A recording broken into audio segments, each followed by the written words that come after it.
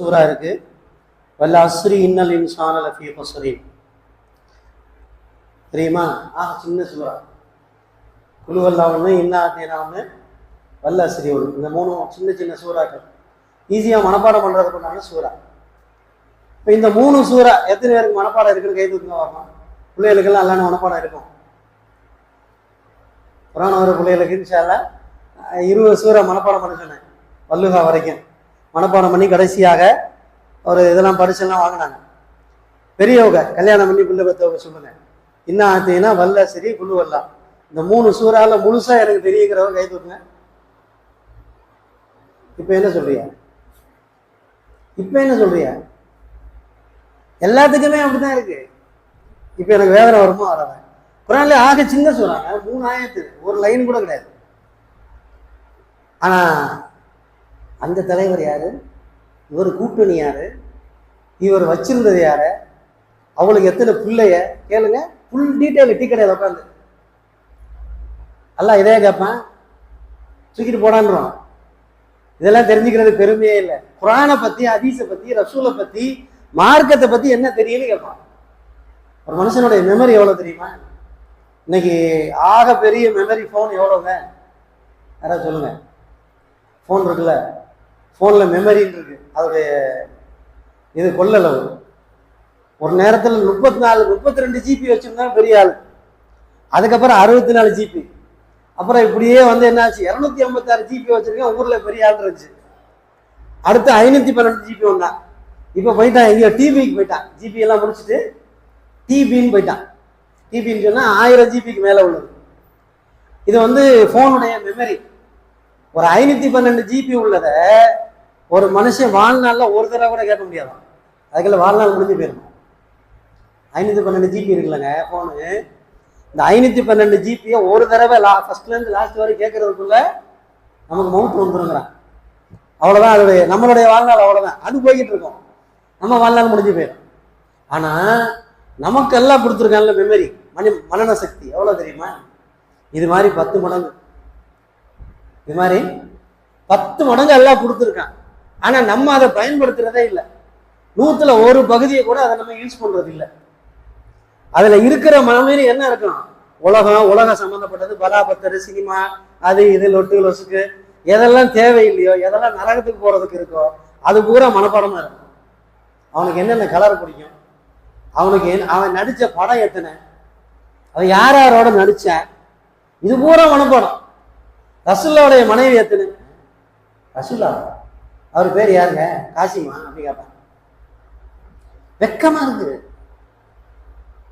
வெக்கமா இருக்கா இல்லையா? இவங்களுக்கெல்லாம் என்னை பார்த்தா வேதனையா தெரியும். புரியல? பதினொன்று நாளைக்கு தான் 17 தான் பதில், இன்னைக்கு பதில் கிடையாது. அப்ப அந்த குரான்ல வந்து வல்ல அஸ்ரி சின்ன சூறா தான்.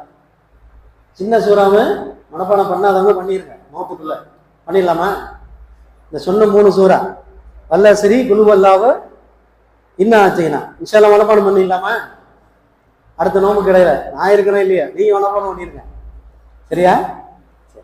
இந்த வல்ல அஸ்ரிங்கிற சூறால என்ன சொல்றாங்கன்னா, வல்ல அஸ்ரி காலத்தின் மீது சத்தியமாக, காலத்தின் மீது சத்தியமாக மனிதன் நஷ்டத்துல இருக்கான். ஏன் நஷ்டம் அப்படின்னு சொன்னா, யாரெல்லாம் நஷ்டத்துல இருக்காங்க அதையும் சொல்றான். வத்தவாசோ பில் ஹக்கி வத்தவாசோ பிஸ் சபரி இல்லல்லதீன ஆமனு. உண்மையின் மீது நிலைத்திருந்தவர்கள், சத்தியத்தின் மீது நிலைத்தவர்கள், நல்ல அமல்கள் செஞ்சவங்க, இவங்களை தவிர எல்லாரும் நஷ்டமா இருக்காங்க அப்படின்னு சொல்லி இந்த வசனத்துல சத்தியம் பண்றான். அல்ல என்ன செய்யறாங்க?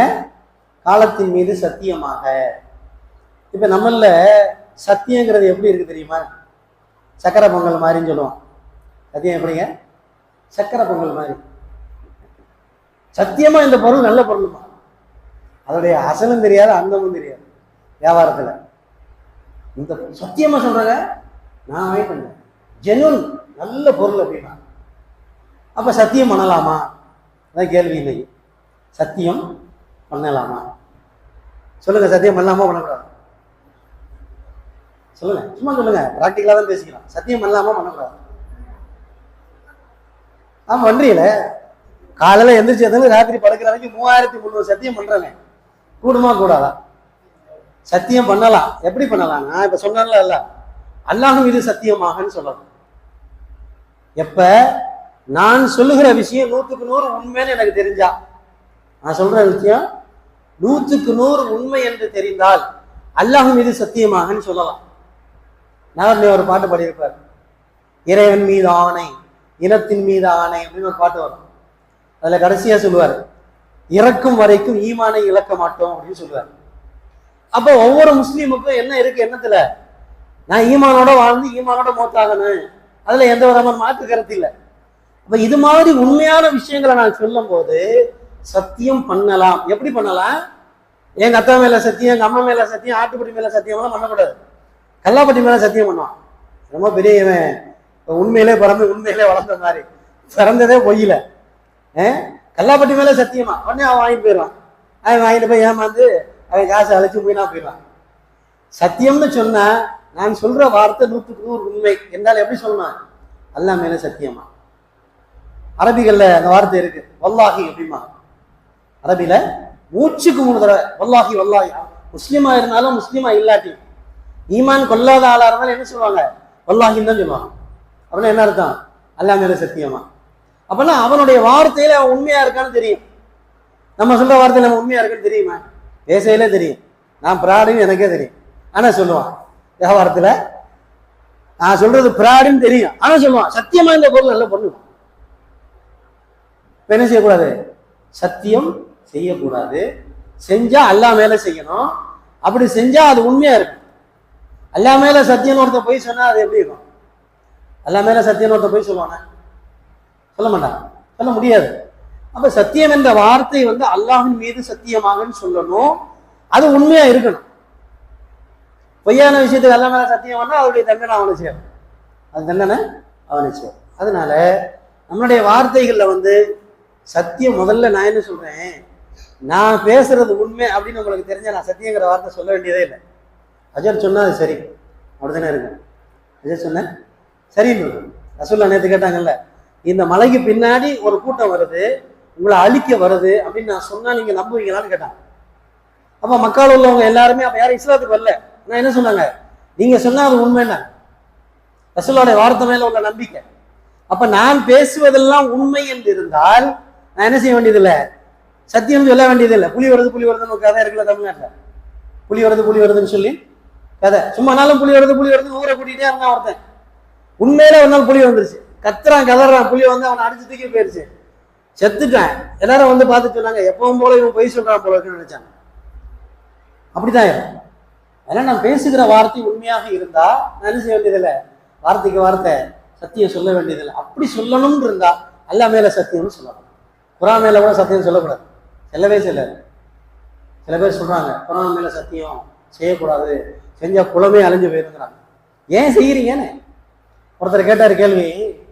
குர்ஆனை கீழே போட்டேன் சேர்த்து, அதுக்கு என்ன பரிகாரம்னு கேட்டார். யாருக்கா தெரிஞ்சா சொல்லுங்க. குர்ஆனை கீழே போட்டேன், அதுக்கு என்ன பரிகாரம்? யாருக்கா தெரிஞ்சா சொல்லுங்க. சும்மா சொல்லுங்க. குர்ஆனை கீழே போட்டோம், சும்மா சொல்லுங்க, தெரியாதுதான் சொல்லி தரேன், ஒன்றும் பெரிய தப்பு இல்லை.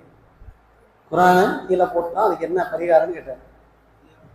அதுக்கு என்ன சொன்னாங்க? மதரசால ஃபத்வா சொன்னாங்க, ஒரு 10 கோடி ரூபா உள்ள கண்ணாடி கிளாஸ் கீழே போட்டு உடச்சுக்கிட்டேன், இது என்ன செய்யறது கேட்பான. அது ஒரு கிளாஸுங்க, அதோடைய மதிப்பு எவ்வளவு?